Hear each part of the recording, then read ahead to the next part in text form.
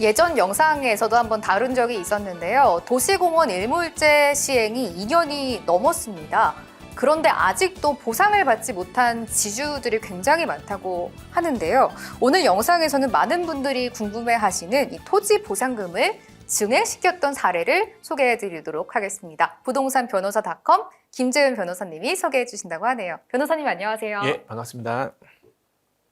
이게 보상금은 어쨌든 지자체에서 주는 거잖아요. 이 지주와 지자체 간의 팽팽한 줄다리기가 이어지고 있다고 들었어요.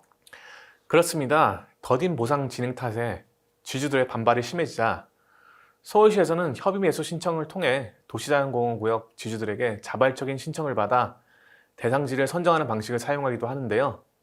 하지만 이 또한 보상 대상에 포함되기 어려울 뿐만 아니라 기존보다 저렴한 값에 보상이 이루어지기 때문에 근본적인 해결책이라 보긴 좀 어렵습니다.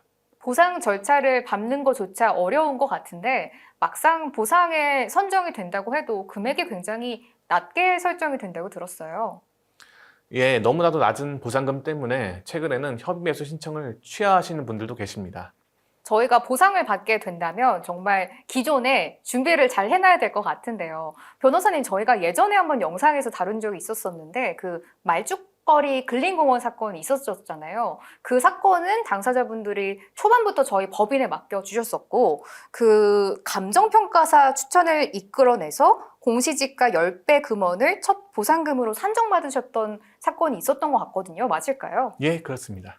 그렇다면은 이미 감정평가가 끝난 다음에 돈을 높이고 싶다, 증액하고 싶다 이런 분들도 계실 것 같은데 이분들한테 특별하게 좀 증액할 수 있는 방법은 있을까요? 예, 오늘 소개해드릴 사례가 바로 그런 분들을 위한 내용입니다. 저희 법인에서 수용 재결 과정부터 의뢰인들을 대리하여 사건을 진행했고 총 2억 원가량 증액할 수 있었던 사건이죠. 와, 2억 원이면 정말 많이 증액이 된 것 같은데요. 자세하게 좀 들어가 볼게요. 예, 의뢰인은 초안산 근린공원 토지주인데요. 서울시에서 공원 조성 사업 시행을 위해 토지 수용에 따른 보상금을 제시했지만 이는 터무니없이 낮은 금액이었습니다. 이에 부당함을 느낀 의뢰인은 저희 법인에 도움을 요청하셨고 검토 결과 감정평가가 잘못되었다는 걸 찾아 수용 재결부터 증액 소송까지 진행하게 된 것이죠. 토지 보상할 때는 정말 감정평가가 진짜 중요한 것 같다는 생각이 드는데요. 자세하게 과정을 좀 들어보면 좋을 것 같아요. 예, 토지 보상 감정평가에서 중요하게 다뤄지는 부분 중 하나가 토지의 이용 용도입니다. 우리 대법원 판례에 따르면 공보상 지목과 실제 현황이 다른 경우엔 실제 현황을 기준으로 평가해야 한다 판시가 있는데요. 서울시에서는 의뢰인 토지의 현실적인 이용 상황을 전부 공보상 지목인 임야로 보고 감정평가를 진행했습니다.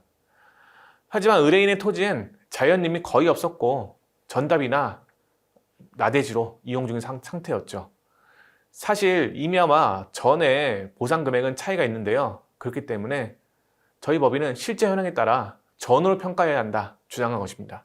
여러 사건을 소개를 해주셨지만 저희가 주장을 한다고 해서 다 받아들여지는 건 아니잖아요. 그런데 이번엔 좀 잘 받아들여졌던 걸까요? 아닙니다. 이 증액소송의 주된 쟁점은 형질 변경이 불법이었는지 여부였는데요. 서울시 측에서는 전으로 형질 변경되었다고 인정할 만한 객관적인 입증이 없기 때문에 불법 형질 변경이 이루어진 토지라고 판단했습니다.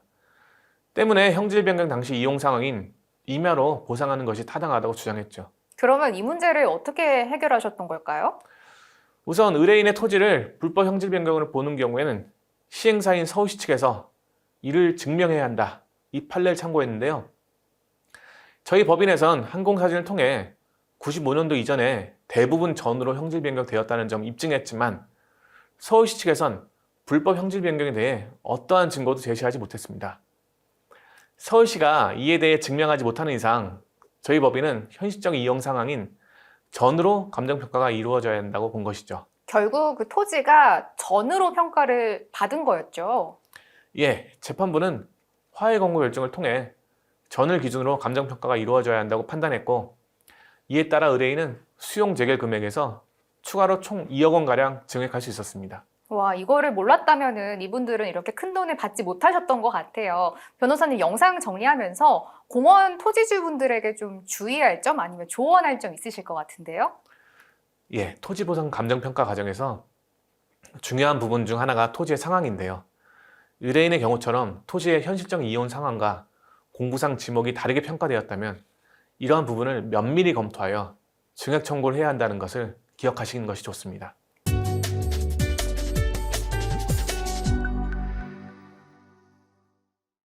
토지 보상과 관련돼서 고민이신 분들 오늘 영상 굉장히 도움이 많이 되실 것 같습니다. 부동산 변호사.com 김재훈 변호사님과 함께 했습니다. 변호사님 고맙습니다. 예, 감사합니다.